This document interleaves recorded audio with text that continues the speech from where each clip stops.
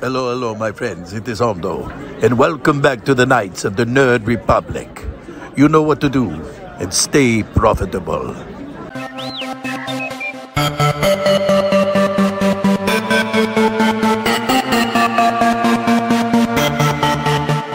The Nerd Academy podcast is released weekly at 12 p.m. Eastern Standard Time, available on our website at www.thenerdacademypodcast.com and wherever you listen to podcasts. You can find the Nerd Academy podcast on Facebook, Twitter, Instagram, and YouTube.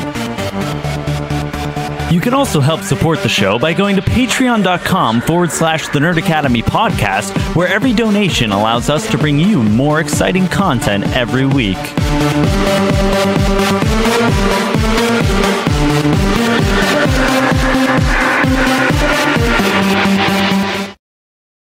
Hello there, and welcome back to Knights of the Nerd Republic, the show where your favorite nerds talk all things about the galaxy far, far away. I am your host, Jarod the Dark Jedi Bachman Stubbs, and joining me is Spencer the Mando Simpson. Hello, hello. It is not me, Hondo. It is me, Mando. And nicely timed. Can't crack there. It's good to be back. It's been a while. Oh, this is sweating so badly to the point where it kind of peed on me. Just like ran straight down. It literally, I thought I missed my mouth. And I was like, my beard doesn't feel wet. The can is just pissing. You know, speaking of like finding puddles in weird places, last night. This would be great. Last night. Gather around, kids. No, this is just kind of gross is what it is. Last night, for absolutely no discernible reason whatsoever, I just got slammed with like congestion, allergy, runny nose, sneezing, the whole kit and caboodle, to the point where I inadvertently woke up to find myself in a literal puddle of my own snot. And it was really unsettling. I was like, how have I been asleep and have not noticed that I am lying my like all through the shit? It was bad. It was bad. So I raided the cupboard for a allergy and congestion medication. I propped my head up, and thankfully I was able to sleep through the night without any more puddle incidents. Okay, I take that, and this is infinitely grosser. I take that, and I raise you. A couple months ago, I had this like wretchedly bad stomach bug. Oh no. I don't like where this is going. Like, we're gonna lose listeners like here. like a both end stomach bug. Just hit like the fast forward like 30 seconds thing in the second here. And I was just so dehydrated. I was so out of sorts. I got up. You know the layout of my room. I got up and I was about to walk down the stairs of my room. And then I got super lightheaded and went down. Oh no! But like I caught myself, but I landed like ass first onto the stair. And all I'm gonna say is it concussed me enough that there was leakage. Oh. I hit and went. I was like, oh no! Like I fell down the stairs and then shit my pants in the process. That's good. That's funny. That is very funny. But I don't know what I'm allergic to. I've never been more humiliated in my life. Like that was the most like brought me to my knees. Like when I say humiliating, I mean like truly I was made humble in those moments. You're like, I have a lot of respect for like geriatric nurses now. Yeah.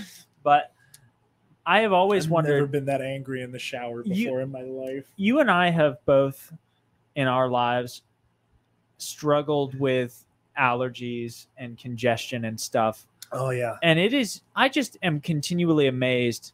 I just look at myself in the mirror and I say, body, where do you make this stuff? Because it's like you blow your nose clean, you leave the room, and 5 seconds later, you're like spilling with snot again. I'm like, where is this coming from? I want to know how snot is made. If you are a doctor out there and you know how and why snot is made, I want to know about it. Thank you. So you can find me on Instagram at SpenceMan Cosplay. DM me with how snot is made. Thank you. So, keeping with the tradition and with the whole like Academy aesthetic, it's been a while since I came up with something like snappy to tie in with that.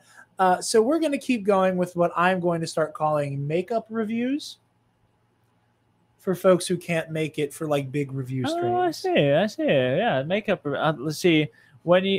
If you Googled makeup reviews, the first thing you're going to find is a bunch of influencers with their makeup Sephora tutorials, and then mixed in there is going to be two dudes talking about space wizards. Right. You'll have to scroll down to like the 12th O in Google before you find it. But yeah, no. So for those of you watching, assuming it doesn't change again because we've had some trouble with scheduling, Tuesday night, that'll be what, July 5th. We're going to be joined by Alex and Molly Damon of Star Wars Explained. We're going to be talking about Obi-Wan Kenobi. However, I would be remiss if Spencer didn't get to actually be a part of Obi-Wan Kenobi at all. Yeah, I'm going to be in New York. Yeah, he's going to be in New York. And as much as I am looking forward to that specifically, I am really sad because I was on the last time Alex was on the show, and it was one of the best episodes that I've ever been a part of. Like maybe one of like top 3, top 5 best TNAP episodes we've ever done. Just in content, like that doesn't even bring into the conversation that we had Alex Damon on the show. Like I can think of maybe 2 other shows right now that I had as much fun on as that one. That was for the Boba Fett season review. Yes. Was that Book of Boba Fett? Boba Fett season 1. So I am super stoked that TNAP is having Alex and Molly Damon both on for the Kenobi season review, but I am super bummed that I won't be there. But I appreciated Jarod giving me the opportunity to just come on and share some of my general thoughts about the show. So yeah, plugs up front. Yeah, but before we jump into that, we have a word from our lovely sponsors at SundaysBloodyMary.com. You guys know the mix. SundaysBloodyMary.com/shop has the most badass Bloody Mary accoutrement in the galaxy. They have their award-winning spicy Caesar mix, my go-to, my favorite, what you'll see me sipping on during that live stream.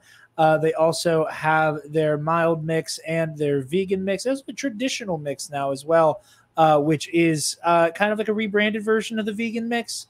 The vegan mix is no longer like technically on the menu, but this is the one that is without animal product and also isn't spicy. They also have their merch and their garnishes with their rim salt and pickled okra, dilly beans, and asparagus. So go to SundaysBloodyMary.com/shop. Use code TNAP at checkout, TNAP, and you get 10% off your order, and you help out your favorite nerds while you do it. Yes, sir. Yes, sir. And the spicy Bloody Mary gets my endorsement. The endorsement as a non-Bloody Mary drinker, that is pretty high praise. So really, seriously, check out the spicy Bloody Mary mix, award-winning. And Spencer back to back. I can't remember the name of the award off the top of my head. It's like the Platinum Tomato or something like that. Back to back. Arbrids. I can't read that. Yeah, it's too small. Platinum, yes. Platinum. 2 years in a row. It was really funny because when they won the award before it was officially announced, on their social media, they just posted a picture of Tupac. And they were like, what do we and Tupac have in common? And me being a shill, I was just like, you're the GOAT. And they were like, no, you're not far off. Actually, like, everyone else was like coming up with like the weirdest combination of like, here's the similarities you have to Tupac Shakur. But I just, I guess that makes me Kendrick. I remember you was conflicted. Yeah. I just fun facts. Sometimes it did the same. Like 3 weeks ago. Full of tomato juice. Abusing your power to get people to buy Bloody Mary mix. So screaming on in that, the hotel room. I re-listened to the TPAB Dissect season a couple weeks ago, and I never made it to the end the last time. I made it through like the first third, but I cranked through. First of all, those episodes are a lot shorter. In the early seasons, it was much more manageable. Yeah. But I made it through, and I learned a lot. I learned a lot. So Kung Fu Kenny, you're my number one. And Last to the boys that dissect, Did particularly you see Cole Cole Kushner. Kushner has a TED Talk out? What? It's a TED Talk. I think it's Is about it? My Beautiful Dark Twisted Fantasy. I didn't Oh, watch it yet. I I thought- just saw it on their social media. The TED Talk title of the YouTube, I'm thinking like a thumbnail of Cole Kushner, and the title is just like TED Talk, white guy talks about hip hop. I mean, it is a way. Because like a lot of them are like that, you know, like Eyewitness to Suicide, or like that was one that I've watched before, or like How I, as a Black Man, am friends with the like the Grand Wizard of the KKK. That was another one. They like sparked this really, really kind of like unlikely friendship, but the guy ended up leaving the KKK, and it was really, really awesome. But that's the kind of clickbait I know I've titles that definitely they seen get the from one TED guy. Talks. I know I've seen one of like someone who was a part of the Klan who was de-radicalized, and his was really powerful. Last sidebar before we actually start talking about Obi-Wan Kenobi. right. Sunday night, Taylor was at the bar with me, and Rush Hour 2 was on. And it was the scene where they go to see Don Cheadle. And I got so excited. I was like, you know, like this 5-minute scene in friggin' Rush Hour 2 is like 90% of why my favorite, like one of my favorite albums of all time exists, right? And she's like, what do you mean? I said, Don Cheadle's character. She said, oh yeah, there's Don Cheadle. I said, yeah, his name's Kenny. And he's wearing a gi. He's Kung Fu Kenny. Like, that's the joke. That's why Don Cheadle was in like 2 of the music videos from Damn. And she's like, wait, what? I'm like, it's Kung Fu Kenny. He's speaking Mandarin to Jackie Chan, talking about how they both do Kung Fu. And she's just the like mind blown, like galaxy brain meme that happened. You say Kenny Gee, and I'm like, the saxophonist? Good God. All right. Down to brass tacks here. Let's talk Kenobi. Last you talked about Obi-Wan Kenobi. We had just seen the first 2 episodes. Yes. So first I want to ask, how did you enjoy like the kind of journey we went on? Because you and I were both very much on the same wavelength. I'm so looking forward to picking Joel's brain about one of his new worst takes. Joel is the prince of bad takes. Yes. He is the progeny of Levi, the king of bad takes. But Joel just looking at like Levi's like Taco Bell Show me. bag. Show me. What you started? Levi's Taco Bell. That's like so on brand. It sounds terrible. Like to reduce the entire person of Levi Bomb down to an empty Taco Bell bag. But the man loves his Taco Bell. No, Levi's true legacy of this podcast is him being drawn as a Gungan and everybody going, it still looks like Levi. And the uncanny thing we all had to deal with of like that, it looks like you. Him. It looks like you, and it's a Gungan. So anyway, I am interested to hear Joel's thoughts. He'll be back in town next week. So maybe he'll come on for the... I talked to him. He didn't respond to me yet. But he said in he any would, case, yeah. The thing, I have trouble. I think most people have this problem when they binge watch stuff. I have the more trouble with it whenever you get a weekly release throughout a season. I can't remember when one episode started and another one began and like what specifically happens in what episode. It's like, unless you're completely caught up, you shouldn't talk to me because I can't I think I almost spoiled something for my dad early on. Yeah, you told me. I think I told you about how I like very quickly recovered my footing, but almost spoiled something big for my dad. Yeah. But so parceling out what I remember, the last 4 episodes of Kenobi, I thought they were really good. There were some bits that I was like, that seems really far-fetched. It seems like they're putting, I mean, this happens in Star Wars all the time, putting a lot of chips down on a really unlikely number, but it seemed like they took some really odd chances again and again. like the whole Fortress Inquisitorius rescue was a bit far-fetched for me, especially, Obi-Wan, and it didn't even occur to me that they did the same thing in Rogue One should never have flown because Cassian is in an imperial uniform with a full freaking beard. Like, Imperial officers are clean shaven always. Somebody would have been like, that guy. In canon, there are some guys who are more rugged. Agent Callus from Rebels comes to mind. Yeah, but that's very different. Like, Cassian's is well kept for a rebel fighter. It is not like you think. I think of military facial hair. I think a very well kept mustache, and that is it. Like, that comes very much from like the American British military culture that we're familiar with most. But like a well kept mustache is like, that's it. So for Obi-Wan, who has like a very full beard and a really obnoxiously large trench coat, who he's hiding a child under, I was just like, I realized that this base is under like complete lockdown, like DEFCON, whichever one's worst.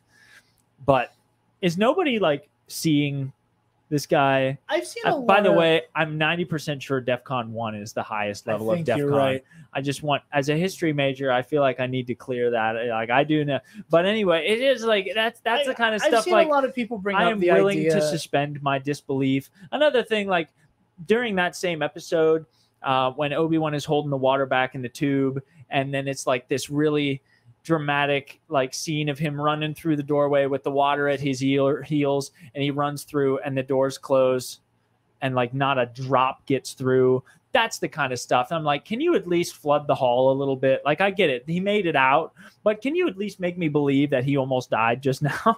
Like that was the worst episode of the whole show, in my opinion, because of some of the far-fetched stuff that was in there like that. Those are very specific examples, but it all just kind of piled up, and I'm like, nah, this one seems like not lazy writing, but just maybe not as well thought out. Like, we're gonna stage a prison break at one of the most secure locations in Star Wars. Now, it's happened. I mean, again, Rogue One, that happened. But the plot of the very first movie. They had a lot more help.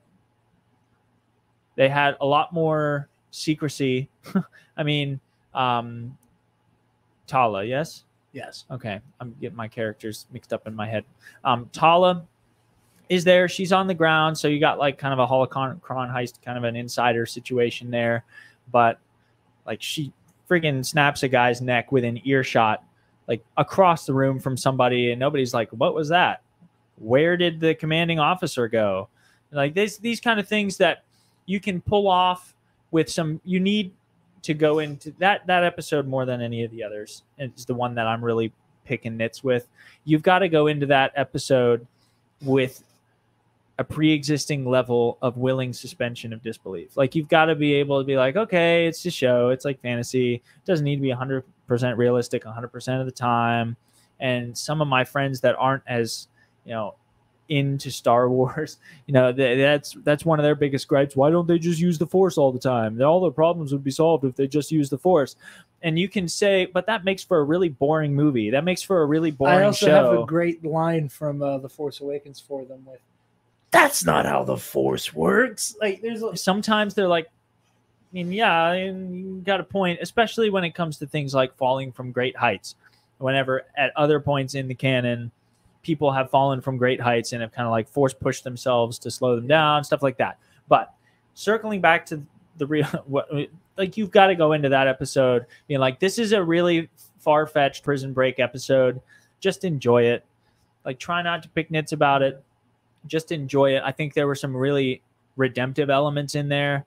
I think good old, what's her name? The Inquisitor. Reva. Thank you. Yeah, there's all these new characters. Trying to remember them all, which is funny because I'm so happy we got so many principal new characters. Agreed. That's one of my favorite things about this show. And I love the guy. I love him dearly. But I wonder if this is what happens every time Dave Filoni isn't at the creative head of a show, where you get like a couple familiar characters and then everybody else is new and everybody else is good. Whoa. I think this show really strikes the balance of like, go back to when Rogue One was in development and they were like, okay, we need a, okay, we plan on casting Forrest Whitaker for this role. We need a black man who's like who's got like a militant strain to him, and they need to be like this insurgent type. Da da da. And then the story group went, "Hey, we have a guy like that, Saw Gerrera from Star Wars Clone Wars. Just have him be Saw, like 20 years later." Yeah. And then we can retroactively build up to Saw getting to the point we see him in. Okay, cool. It's like the same principle with Mandalorian season 2. It worked against all odds to be like, okay, we want to do like this like Wild West story with like a marshal and shit. Well, we have this character from this book. It's just adapt Cobb Vanth. We need, this scary man in black for Book of Boba Fett. Well, we have Cad Bane. Yeah. That mentality of like, well, we have ... already in canon that theoretically that could be adapted to fit the role. That theoretically could or already does have a connection to the character our titular character. So we can just, bring them, like it's the beauty of transmedia. So this show, I think, strikes the perfect balance there where like your two main characters, really 3, if you want to factor Leia in. But even Leia is a new spin we've never seen before. Well, yeah, but in my mind, Leia is a new character. Like she is a familiar character, but we've never seen her like this before. So in my mind, the repeat players are Obi-Wan, the Larses, the Organas, Grand Inquisitor, Vader. And that's pretty much it. Yeah. We get 7 familiar characters, and everybody else we're starting from the ground up, and I love it. Like there were so many things about some of these characters, even some of the repeat characters, like deliver to my door, send me a bill, deliver to my door every movie that Joel Edgerton has ever been in. I want to see them all. I want to see them all. I've seen him in 3 movies. Well, okay. No. Yes, 2 of them are prequels, and that those don't. I wouldn't even really count those because he doesn't It's not his fault, but Owen has no personality in the prequels. I've seen him in 2 other things with actual playable character roles. I saw him in the Netflix movie The King, which is incredible performance by Joel Edgerton. Made me like, oh, this guy's not just some Star Wars washed up chump. Like this guy's got chops. He's got depth and ability, and I want to see him in more. And then you see him in this show, and I'm like, dang, I want to sit I don't actually, but I almost want to see a show about Owen. Joel Edgerton was made to play young Owen. I think the casting choice was made very well just because he looked like he could grow into an Owen. Yeah. But that's one of the things Deborah Chow said whenever she got interviewed, after the first 2 episodes, she came out. She was like, if I could right now, she's like the biggest thing I would do, like my biggest thanks to George Lucas is that he cast Joel Edgerton as young Owen Lars. I think that's one of those things, kind of like the Harry Potter franchise, where you cast the kids when they're young because they look cute, because you cross your fingers that they turn out okay. Yeah. By the time you get to episode 7 or to movie 7 and 8, this was a gold mine casting by Lucas way back in the day that grew into one of the most believable, one of the deepest, most dynamic characters that we've seen in recent Star Wars. And we're working with minimal background. We know what Owen turns out to be like. He's loving, but he knows what's out there. And we see, him as a younger man, when he first takes on Luke, you can see that the years have not been kind to Owen. Recognizing as the Empire continues to tighten its grasp on Tatooine specifically, but on the galaxy as a whole, he realizes the unexploded bomb that he's sitting on, and is internally he's mortified. You can tell that it's like the presidency. It's like a before and after picture of every president that ever lived. Joel Edgerton has aged so much between the last frame. Obama. He did. From last frame of Revenge of the Sith to Kenobi is 10 years in canon. I believe, even though it's been more than 10 years in real life, I believe that is a 10 years later Owen. And it's because, first of all, Joel Edgerton plays it spectacularly. One of my favorite things about this entire show is his performance as Owen. I loved it so much. I loved it. But also the circumstances that Owen finds himself in, from being like, oh, I'm going to inherit the family homestead with my girlfriend, now my wife, Beru. It's going to be great. Oh, okay. We've always wanted a kid. I don't know what the background is there. Like if they can't conceive on their own, or if they just took on this child and realized that this is going to be a handful by itself, and they just like put their own plans on hold. I think there's something really beautiful, and like, you know, maybe this is explored more in the Queen's trilogy by E.K. Johnson. I've not read the third book yet. I've not read Queen's Hope yet, but I had a chance to. But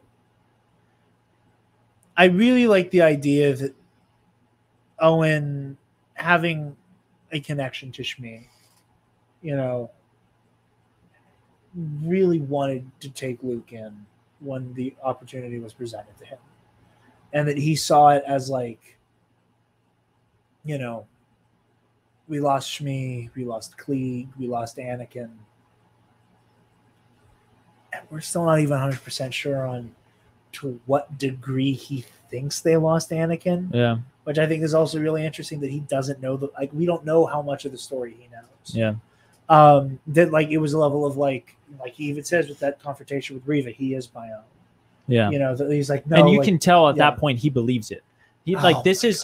is no instance of, it's so powerful, of I am adopting this kid begrudgingly and I'm keeping him down. Because I could see a character like Owen getting saddled with an adopted kid, and by the time he's 20, and like, you kept me down for 20 years. If I can keep you down for one more season, I can see someone potentially having a like almost a vindictive approach toward adopted parenthood. But you can tell in this show, by the time he says Luke is my own, he means it. He means it, and that's really powerful. We talked about this last week, and I just need to reiterate it again, and I also want to hear your thoughts on it. I love this show, you know, especially with the twins. There's always been this weird like erasure of Bail, Brea, Owen, and Beru, where it's like we focus on the ways that Luke and Leia, Luke especially because his last name's Skywalker, and he has more of a relationship on screen with Anakin. Yeah. But both of them, like, we focus so much on their birth parents. Oh, for sure. And so often we don't talk about the influence Owen and Beru had on Luke and Joe Organa, Jesus Christ. You can tell he's on my mind. Hey, Joey Tight Pants. That means something if you're on Twitter. I promise. Don't worry about it. But Bail and Brea's influence on Leia gets underwritten, especially because like even with this show, I there was a moment there where I kind of thought like, and for Obi-Wan it makes sense from his perspective, but there was going to be too much of a focus on like your Padme's kid, your Anakin's kid, and all of that stuff. Yeah. And I love the way, and both of the twins get that moment where with Luke, it's he is my own. Mm-hmm. You know, like Anakin doesn't even know you're alive. Owen's about to die for this kid. Yeah. But with that heartbreaking and just, you know, makes you want to cry, like Princess Leia Organa, these are traits you got from your mother, and these are traits from your so father. Beautiful. And the way she goes, beautiful. Thank you. And there's like a moment of like, thank you for telling me about who I came from. Those are my parents. Yeah. With Bail and Brea, I love the way that this show is like, Anakin and Padme's kids, duh, but these are the people who raised them. Yeah. And like there is a compassion and like protectiveness that Luke has that, it's meant to be a parallel to and retroactively meant to be something he gets from Anakin. But like also like the way that Luke never at Vader in Return of the Jedi. Yeah, I see like strains of Anakin in there. I see Owen too. Yeah. I see Owen and Beru like getting into a shootout with an Inquisitor, knowing it's a losing battle. Yeah. But I'm gonna Yeah. That's my kid. I'm going to die for them. Yeah. That's my sister. You won't lay a hand on her. Mhm. Like maybe it's just a Skywalker thing in general, but like part of me sees so much more of Owen and Beru and Luke now because of like the way that they were just so relentlessly protective of him. And I love it. I think they got their due finally as being recognized as the caretakers. Absolutely. Parents. It's shameful how little treatment they've gotten.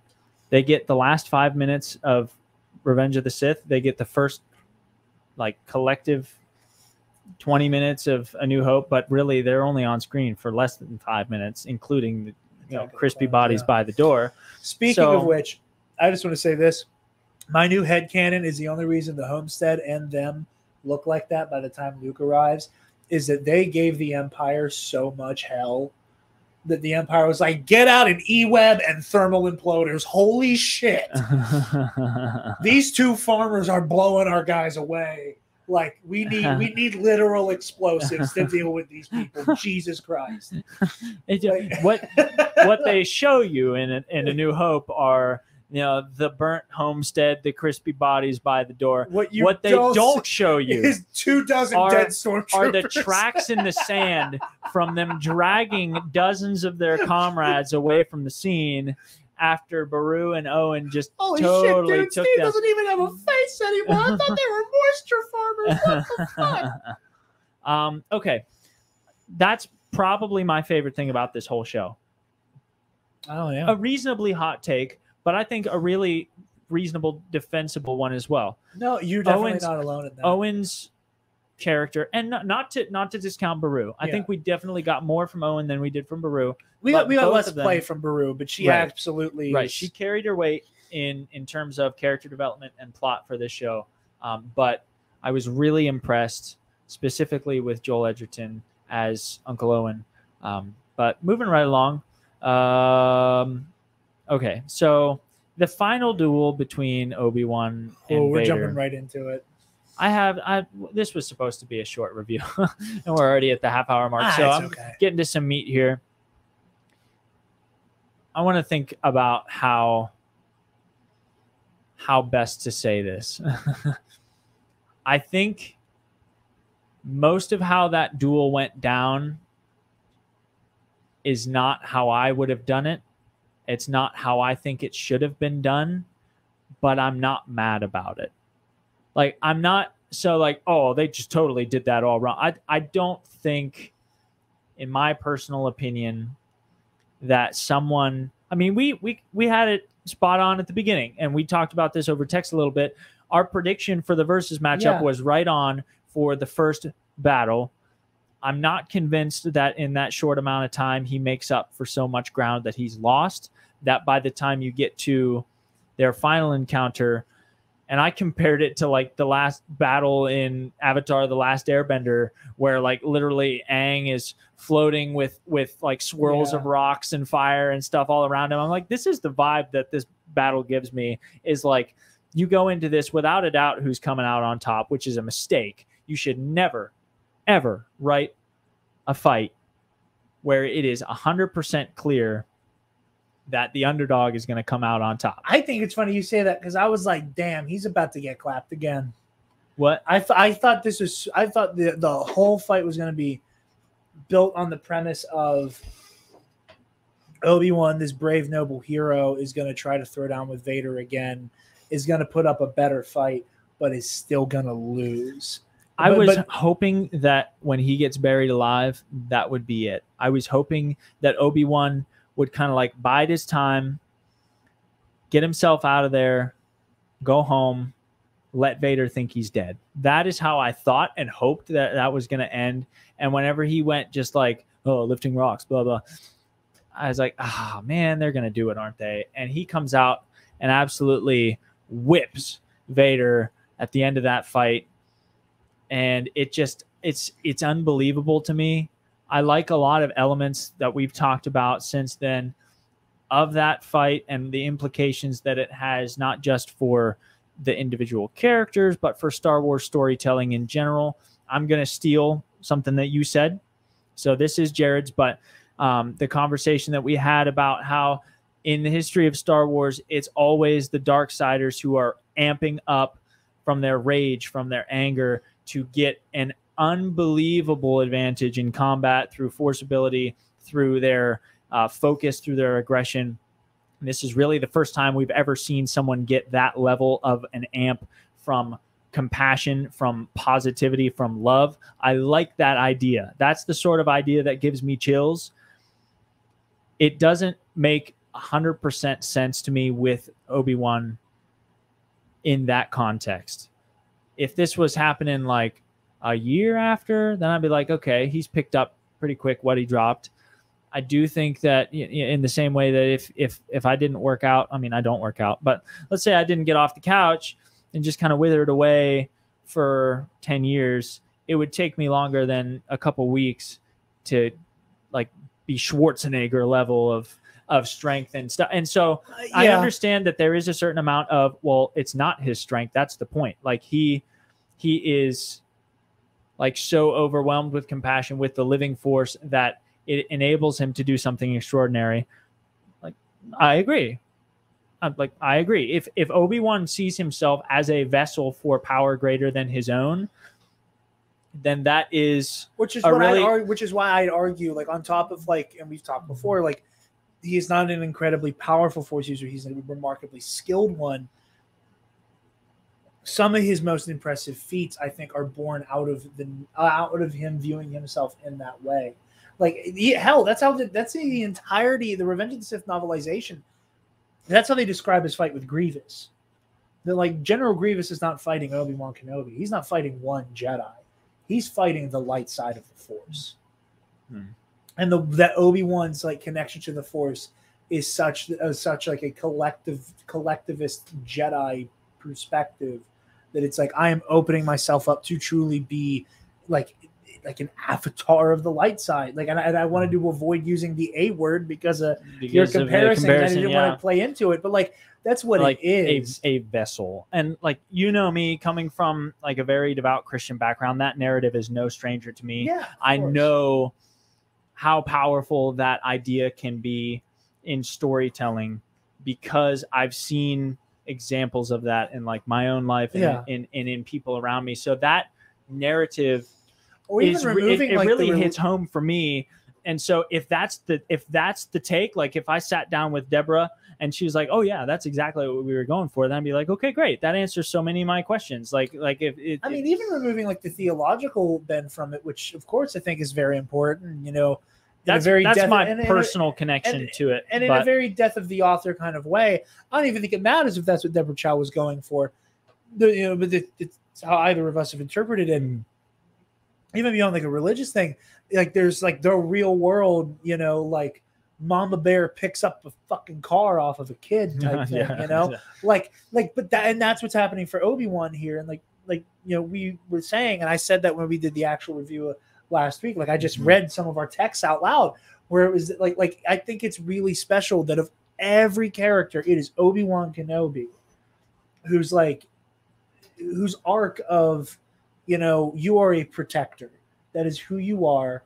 To not do that shakes you to your core. And we see it in the beginning with like him letting his coworker get bullied by their boss. And we see it with him like wanting to help people but not having it in him, and learning by example of the path that like you can still help. Like the galaxy is not so far gone that you cannot help people still. Yeah. And him learning by that example and like, you know, getting his groove back. And like, again, we talked about it and, you know, Mike pushed back on me when we did the review of episodes 3 and 4 about like my muscle interpretation. And it wasn't until this episode that I realized the nature of Mike's pushback. And I want to amend what I said because I realized like I clearly have not been verbalizing this as much as I wanted to. And it's not that the Force is just that muscle that can and will atrophy. Like with all things with Star Wars, there's part of it that is like a mental, physical type thing. And then there's another part of it that is feelings, because like this is a magic system and it's all of this is metaphor. all of this is meant to be about interpersonal relationship. So like, yeah, there's that, like, for what we do when we go out of our way with the Versus series to like, here is how we quantify the magic, and like, and again, like, that's not always the point of Star Wars. Star Wars isn't always able to be like put into like the Versus series box. It's not formulaic in every instance. And it's not rare for Star Wars to be more fun to consume when it's not like like a by the numbers comparing on a spreadsheet. Because there's a beauty to those moments of like, you had it in you the whole time kind of moments where you cut loose and beat the bad guy's ass, not because of rage or anger or anything like that, but because there's a love and a compassion in your heart. It's corny as shit, but that's Star Wars. Star Wars is corny as all hell. And I really love what happens here. And I like, we were talking about it before, and you brought it up, like the crazy, like he uses the pommel of his lightsaber to go for the control box. And at first I'm like, oh, this is just like we talked about it, and I said it last week, like part of his sequence, but then he like goes back and we're like, oh dang, he's really doubling down on his like pommel of the control box. And the joke I made to you, and you laughed at it, was like, he had this moment of like, this is just dumb enough to work. And like, and this is the same guy who like tried to kick General Grievous in the shin, and in this very show punched a Zabrak in the temple horn. Like, this is somebody who like kind of commits a little, for considering he's a tactical genius, commits a little too hard to some of the dumbest shit ever sometimes. And it's what makes him a human. But I love on top of that, it occurred to me, like, it's non-lethal. If he were like to commit to going with the control box with his blade, that's a kill stroke. I don't think even he has the control to guarantee that he doesn't just straight up pierce Anakin and run him through. And I think that like part of him is like, I think he's back to that place. And again, the Revenge of the Sith novel puts it best, where it's that level of like, I'm not actively going to try to kill you, but the goal isn't to let you live either. Where he smashes it and then he goes for that huge headshot, and I think we as a fandom are going to be able to discuss and debate whether or not he was going for the kill in that fight or not. And I'm not going to try to answer that question here tonight, but the fact that he goes from like non-lethal control box smash to I think Alden described it as almost like a Wolverine, like, like, going for his head. I said last week, I think he was trying to behead him and he just missed to a degree, but like a week later, I don't even know if I believe that still. And I love that. I love that so much of that fight is just like, even more so than Mustafar, feels like two friends got into a fucking brawl. That like, it was that like, I'm angry at you, you hurt my feelings. Fuck you, I'm angry at you, you hurt my feelings. And they're just beating the shit out of each other, Like, I understand the issues you have, and like I said, like my jaw hit the floor when I saw Obi-Wan Kenobi of all Jedi, just like dozens of boulders, that like the size, like some like almost the size of this room, and it's like hurling them at Vader. I was like, whoa. Again, like in that quantifiable, like, sometimes it's fun to make your action figures fight kind of way. I'm like, this is the most impressive force feat we've ever seen from Obi-Wan. Oh yeah, for sure. I was, and like it was one of the first things I thought when it was over. It was like, I have to add stuff to the character sheet now. like notable kills, feats, and victories. This fight, force feats, lifting dozens of boulders. Right. Like it reminded me of whenever we did the very first episode of the Versus series, with Darth Maul versus Anakin Skywalker. Yeah, and we had to revise the sheet after the Clone Wars because we recorded that like what, a day or two after the finale, right? And we were like, so how much of this are we gonna? Is he like?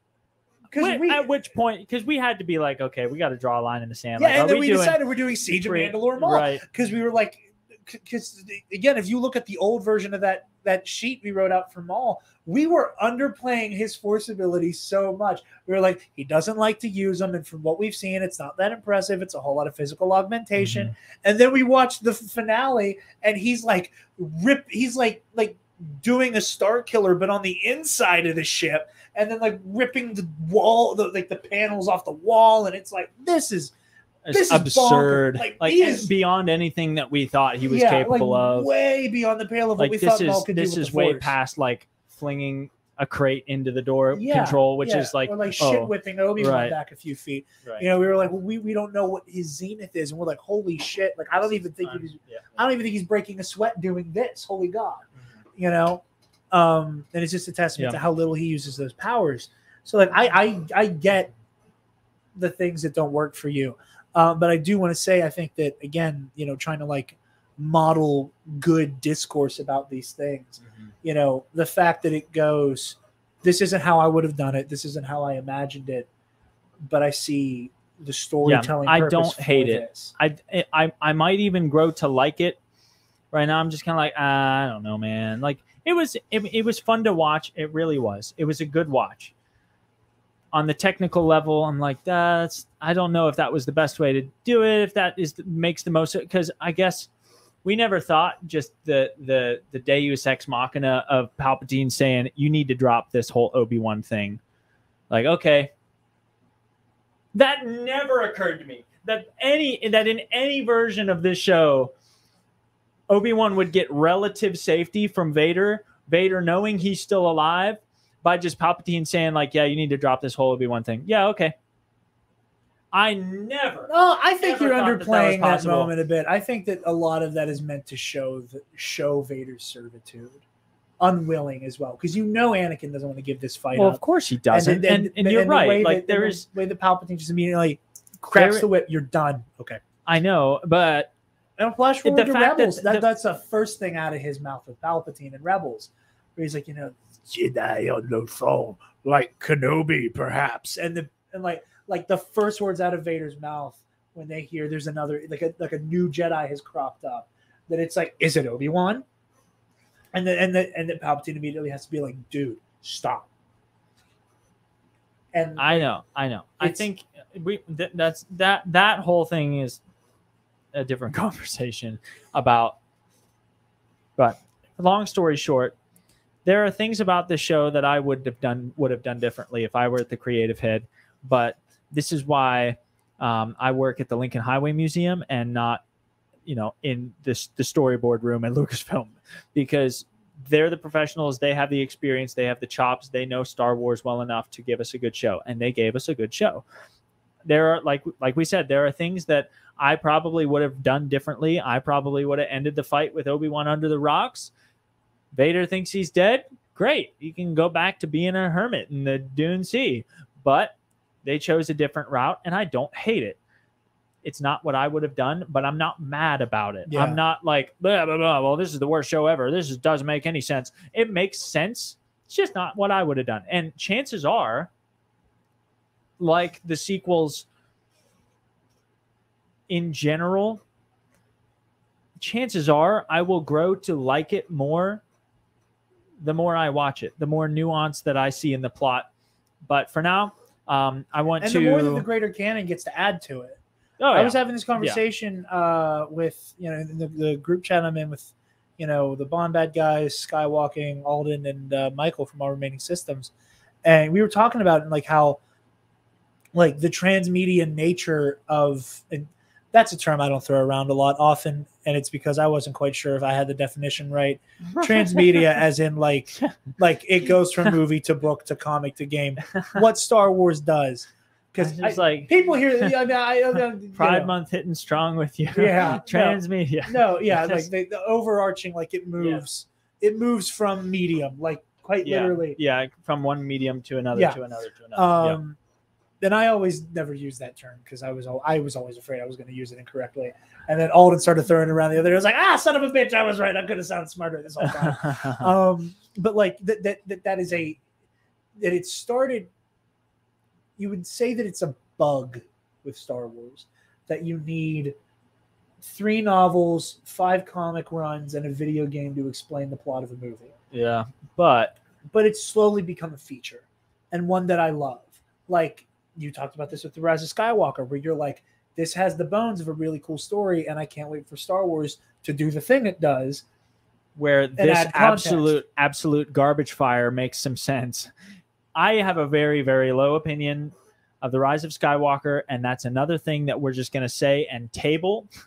Yeah, but that's why I'm excited for you to read Shadow of the Sith. Exactly. If you can give me a reason for this movie to make sense, if you can give me some context, some character development in the background, stuff that may not be necessary for the film, for the TV show Rey's in parents itself. Have names and shit now. It's crazy. It's like stuff that within the context of the movies, in the context of the show, really don't matter. But if you know them, it like opens the story up wide. Yeah. It gives you an interesting perspective. So for the sake of time, I want to move on. Yeah, I want to touch on the conversation they have after the fight. Oh, don't you worry. Because that's don't you worry. That's where I was going next. Good. I want to give, if you guys don't follow on Twitter, Alden from Octo Radio, you need to yesterday. This guy, I've known him a very short amount of time. He has some of the most insightful things to say about Star Wars storytelling at its deepest level that I think maybe I've ever seen from anyone. And Alden, I hope you listen to this so that you know how high an opinion I have of you. But he put something on Twitter last week or so that changed the way I look at most of the last episode. And it wasn't even about the post-fight conversation, but it spoke into that still. He said it was about Kenobi changing everything about A New Hope. Even his first encounter when he meets Han Solo, he sees right through, the macho guy, because he's known Haja. He sees right through the facade, and it's so brilliant the way he worded this. I think he says he didn't just see the right pilot for the job. He saw the right man for the job. He saw the right individual for the job, knowing that his potential was much greater than just get me from point A to point B. And looking through the lens of that idea through the whole show. Did you see that Kumail Nanjiani shared it? Yeah, I did see that. Yeah, I wanted to bring that up real quick. Yeah, it's really awesome.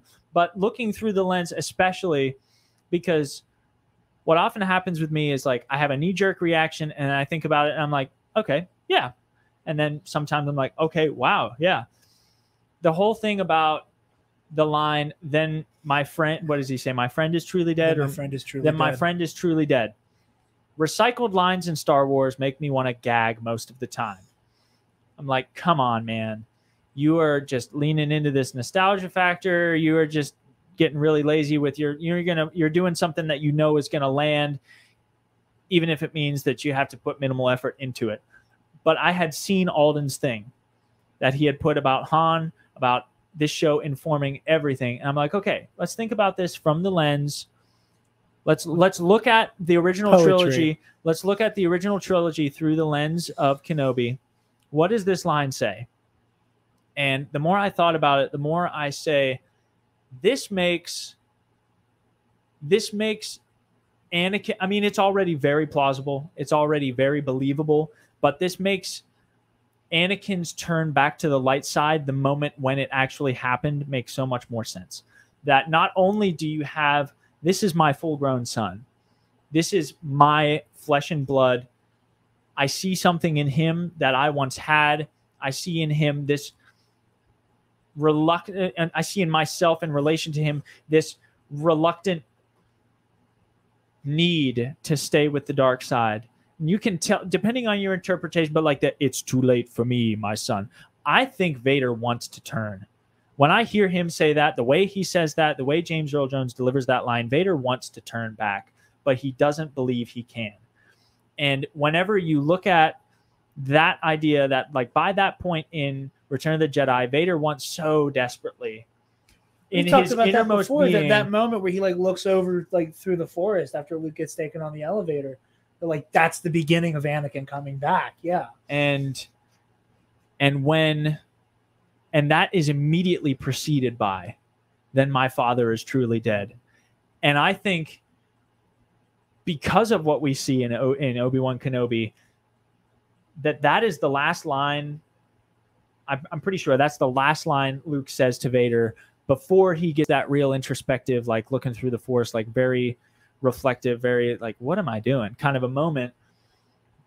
That line is ringing through his ear, and he remembers this moment from Kenobi when he lost his brother, when he lost his friend, the last time that he looked his friend and brother, Obi-Wan Kenobi, in the eye, in the actual eye, in the unhindered eye. The last time he did that, Obi-Wan said the exact same thing to him. And out of rage, he killed him. But I think in this moment, by Return of the Jedi, he regrets every single part of that. And it informs his decision later on, even though, again, in and of itself, it's self-contained, it's beautiful, it's wonderful, it's perfect. But the fact that the last time in the great tapestry of Star Wars, indeed, that the last time he looked at someone who, for all intents and purposes, was a blood relative to him, Obi-Wan. The last time, and you see it with Ahsoka as well, but I think that comes a little bit before.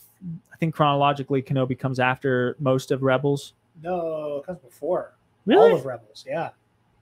Okay, Rebels starts, I think it's like 6 years before A New Hope. Okay, so it's not the last time. Technically before Scarif. Not the last time, because he gets his helmet blown off a bit when he fights Ahsoka as well. But I think both of those things inform, retrospectively, the storytelling decision at the end of Return of the Jedi, where he says, I have lost everyone that is ever dear to me. And the last time I saw them with my own eyes. I want the last time I see you to be with my own eyes. Thank you, Alden, for unlocking this show for me. Jared's going to need a minute. Oh, fuck.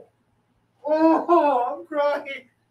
I'm crying real tears right now. Oh, man. But that is, like, again.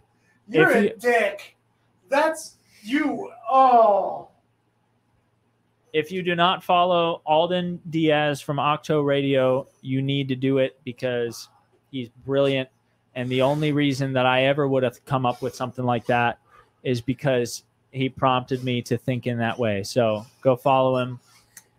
You know, a lot of people have been showing the like poetry of that scene and it being that, you know, Obi-Wan could only crack through half of the helmet and Ahsoka could only crack through half of the helmet. It's Luke who's able to break the whole thing off. And I've gone at it from that lens of like bringing Anakin home. I have not seen anybody take it to the let me look on you with my own eyes line, and how like he's had to watch everyone die, or like he's either killed them or he's lost them and watched it happen, like for real. Like the last, like the one of the last things he sees with his own eyes is Padme laying on the ground, his fight with Obi-Wan, obviously, and then like looking at Palpatine before he's put in the suit. That's real. Damn it. Damn it. Oh. I think we got to end the episode there. Whoa. All right. Last thing that I will say, Haja took some warming up to, but I like him a lot. Tala, I'm going to miss her tremendously. Great character. It's an incredible character. Wouldn't change a thing except like add a bajillion episodes in between so that we get more of her character. But she's definitely somebody you can find room for elsewhere in the timeline. But that is all I have to say. Before we wrap up, thoughts on Reva? Also took some warming up to. I think we knew that she was going to amount to something. I know that I say that very uncalculatedly. She didn't seem like much from the start to me and to many people that I know and have talked to, but we knew that she would have something interesting to contribute to Star Wars because she knew Anakin's name. And you, I think, were the one who thought she was at the temple. She was one of the group of younglings that we see at the very head of the show. And that turned out to be good. I did not see, I thought her character was brilliant. I thought overall is a really interesting take. I'm so glad they kept her alive. Oh, that is such a I know. That is such a well of content. Not Holy only that, shit. not only that, but they're finally listening to you about like does redemption by death have to be the only way for redemption? I personally thought it was a little weird that Obi-Wan trusts her enough by the end of the show with the knowledge of Luke is just his existence. You're like, yeah, you turned a good 2 days ago, but you could, go ahead. I trust you. It's one of those things for me where it's like Obi-Wan Kenobi is a kind of person who knows when to listen to the Force. And I think there's a moment where he can feel and see that this is not what Reva's heart is. And I think this is truly the first time where like she is engaged in any form of like non self-survival based violence. Where like the whole being an Inquisitor thing, like it's this or be brutally murdered by Vader. Yeah. And this is maybe the best example in Star Wars off the top of my head of the idea. I heard it ever since I was a kid. Hurting people hurt people. People who are in pain have a tendency to inflict pain. The gentleman from Force Center, that's been like one of the main lenses they viewed this from is like the cycle of violence, the cycle of trauma, and the cycle of abuse. Yeah. And like that, to quote a favorite poet of ours, hurt people hurting people, fuck calling it culture. Like it's like that's what it is there, is that like we can't just let this be. We can't just go, oh, this is par for the course. Yeah. We can do better. We can do better. Yeah. Okay. That's all I got. This is a long, quick review, but all good stuff. Yeah. Follow Alden Diaz of Octo Radio. He's brilliant. Apparently he's drawing Spencer out of his Twitter cave. So let that. No, I only saw it because he reposted it on his Instagram story. No, my Twitter cave is so cozy. It's so well decorated. It's like Obi-Wan's cave. Also, I just need to say it to you in person because I know I said it over text. I think watching the episode for the first time, I got choked up multiple times throughout the episode. My first getting choked up was when Obi-Wan realized Lola was in his pocket. Oh yeah, and I was like,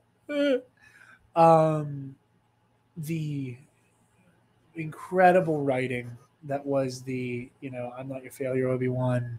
Yeah, you didn't kill Anakin Skywalker. I did. That was incredible. Obi-Wan's reaction, all of that, got choked up for the conversation he has with Leia on Alderaan. And I was like, damn, this show is kicking my ass. This is so good. And then like the second, like the blue shimmer at the very end, just because it was just that whole rediscovering your faith and finding your faith in the universe, a religious faith with him in the Force, like all of that. Like it was so powerful. And again, like this story has so much in common with The Last Jedi. Yeah. It was that like finding yourself and remembering who you are story, and the way that it culminates in Qui-Gon. Yeah. Just damn good stuff. Thank you so much for listening. Where can the lovely people find you? You can find me on Instagram at SpenceMan Cosplay and on Twitter in my beautiful, comfortable, well-decorated cave at SpenceMan49. Be sure to follow Alden Diaz of Octo Radio because he's brilliant. You get all 5 of those plugs. There are probably at least 5. You get all 5 of those plugs for free, Alden, because I owe you for your insight and because you're awesome. So, Jared, take it away. You guys can find me on Twitter and Instagram at DarkJedi2552.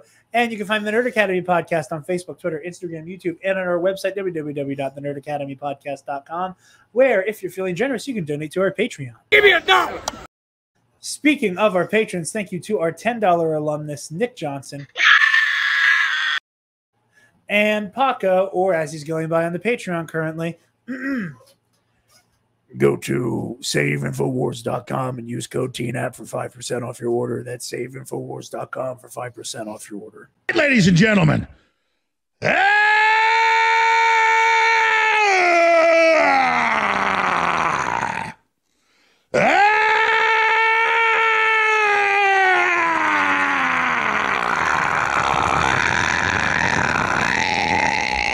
From the front lines of the information war, it's Alex Jones. Enough of that. Versus series, you guys are going to be getting 2 really close back-to-back. Like I said before, I was under the weather. He was busy with stuff. So Anakin versus Ahsoka will be out soon. And then I'm just going to reveal it here so y'all know what's coming in July. We're going to be doing Luke Skywalker, circa the Mandalorian and Book of Boba Fett versus Count Dooku. So stay tuned for those. Revenge of the Sith movie club will be out by the time you guys are seeing this because we had to get caught up on that because of Celebration and my vacation, and then again getting sick after that. All kind of delayed that. We're going to be jumping into Steven Spielberg month for July. We're going to be doing Jaws, E.T., and Jurassic Park for July. So he's going to be that doesn't exactly narrow it down. Steven Spielberg month. Well, no, it's going to be Spielberg Volume 1. Oh, sure. And then we'll return to it again and do like another 3 movies. Spielberg year. It was more like anyway. We could commit to it like that. Anyway, thank you guys so much for watching and listening. Be sure to check out Sunday Bloody Mary. Check out our Patreon. And we will see you guys for a even more in-depth conversation with more heads and more voices and such when we are joined by Star Wars Explained. May the Force be with you all. Stop! Move away!